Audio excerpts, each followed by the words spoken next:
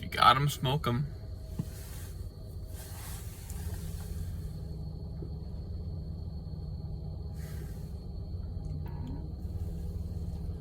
I recently heard about the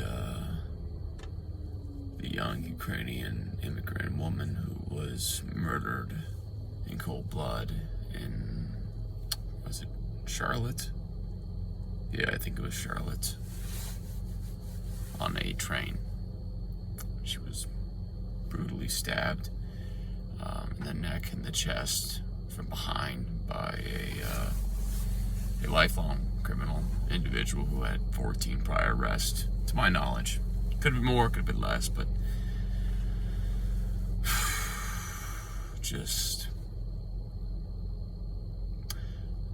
I want you all to put yourself in the shoes of this young woman for just a second here, okay? Forget about the bastard who murdered her, if you're able to stomach that. Put your feet in her shoes for just 5 seconds. You are living your life as a young woman, and all of a sudden, your country is in a war. All the men in your country are being slaughtered and killed. And you flee the country because you don't want to die. Understandable. If the roles were reversed, everyone else would do it too. You take refuge in America because you think America is the greatest country in the world, and maybe America really is the greatest country in the world in some areas, in some aspects. And you get murdered on a fucking train. Unprovoked. You weren't robbed, you weren't raped, you weren't extorted.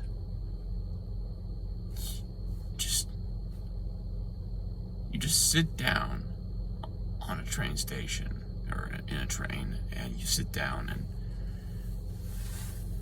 you just so happen to sit down next to the wrong fucking individual. The person who murdered her was deranged, you know. He was sick.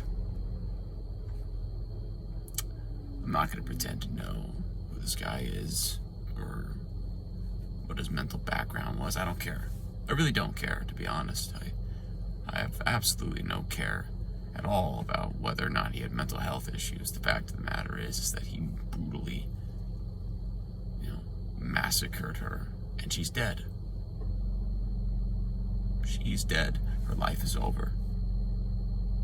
She was young. She could have grown old and happy, married with kids, grandkids, great-grandkids even. And instead, she is fucking dead because this scumbag, this scoundrel, this monster murdered her in cold blood for no reason. No reason at all.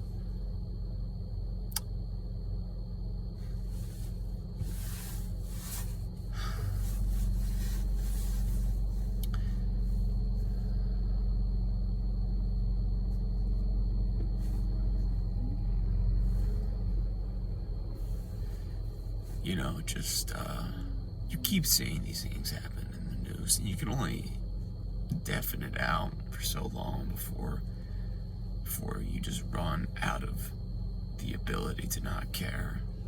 You can only shoulder that for so long before you can't pretend it doesn't happen anymore. You just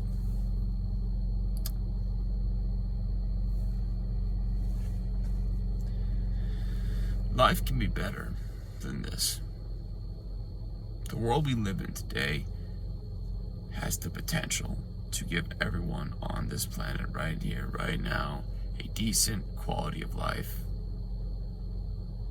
The logistics exist. The technology exists. The ability to transport the goods and services exists. We have the capability to give everyone on Earth a meaningful, proper existence. And yet, we still live in this absolutely chaotic world. My dad would say that it's because of sin and because of the fact that we're fallen and we live in a fallen world, and he may be right. You know, he may be right. But it doesn't take away from the fact that we still could be living in a world that isn't so messed up. It isn't so jacked.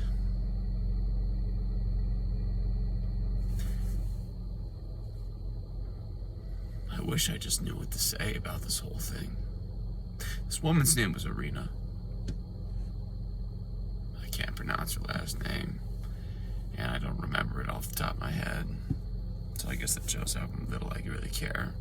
I'm sure I'll forget about her after a year, but I'm thinking about her right now. And I'm sure I'll think about her in the future too. I won't always think about her, but things will remind me of her. I don't even know her. And the fact is I probably was never going to meet this person. And yet her death still affects me. And the truth is, it's not just her death that affects me. It's not just her, it's how jacked up everything is in this life. We live in such a disillusioned society where we hate each other, where we despise each other, where we wish death upon one another. And for what? Why? What purpose? What reason? You'd be seldom to find one. You really would be. Well, I know I'm just tired. I know I'm just hungry. I know I'm just thirsty. I know I'm just caffeined out of my mind right now, but